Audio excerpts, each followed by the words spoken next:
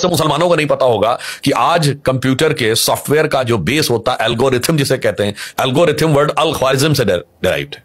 आप सोचिए, मेरे ख्याल से 100 में 99 लोगों को नहीं पता होगा कि कोलंबस ने जिन नक्शों को आधार बनाकर वेस्ट से रास्ता खोजने निकला था, वो बनाने वाला भी एक मुस्लिम था, अल इदरीसी, अरब था। वो इतना बड़ा ज्योग्राफी का जानकार था। यूरोप उतना एडवांस नहीं था कि उसके पास एडवांस नक्शे हों, वो नक्शा अल इदरीसी का था। अब एक इसमें कहानी है, तो उसके लिए बगदाद में एक बहुत बड़ी नॉलेज की यूनिवर्सिटी बनी।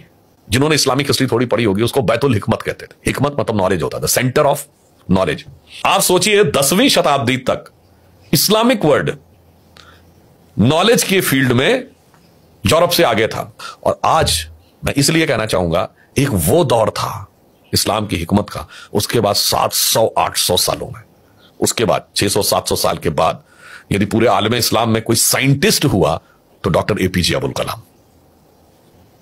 ये वो व्यक्ति जो कि भारत के मिसाइल प्रोग्राम का चीफ रहा, इतना बड़ा साइंटिस्ट। मैं मुस्लिम समाज से कहना चाहूंगा, एक दौर था, उसमें से एक किस्सा है जो मैंने पार्लियामेंट में नहीं बोला, वो मैं आगे बोले दे रहा हूं।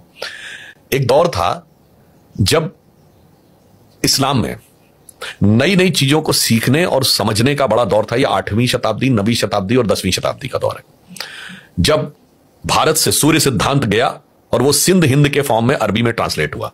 भारत से सुश्रुत संहिता गई और खलीफ अल मंसूर ने अल सुश्रुत के नाम से नया मेडिसिनल एस्पेक्ट हुआ। भारत से न्यूमेरिक्स गए।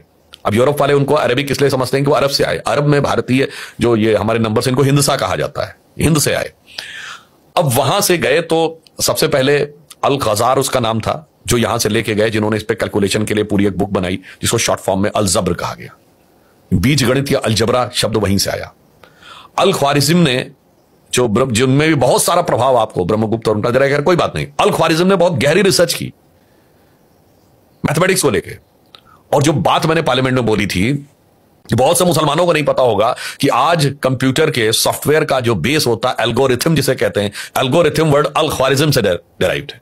आप सोचिए, मेरे ख्याल से 100 में 99 लोगों को नहीं पता होगा कि कोलंबस ने जिन नक्शों को आधार बनाकर वेस्ट से रास्ता खोजने निकला था, वो बनाने वाला भी एक मुस्लिम था, अल इदरीसी, अरब था। वो इतना बड़ा ज्योग्राफी का जानकार था।